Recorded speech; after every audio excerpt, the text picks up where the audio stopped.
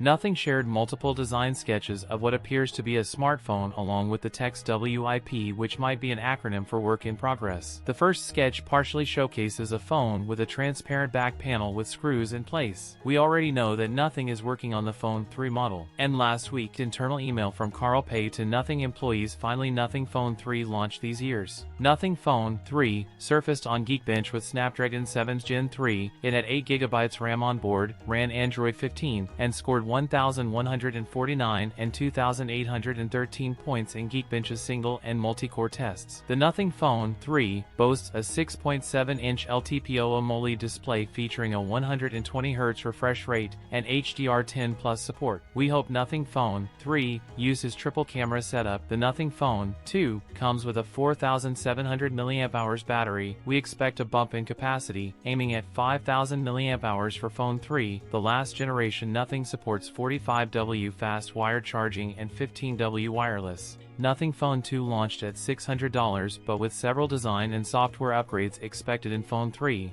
We might expect a slight price increase. That's it for today's video. If you enjoyed it, don't forget to like, comment, and subscribe for more content. Thanks for watching, and I'll see you in the next one.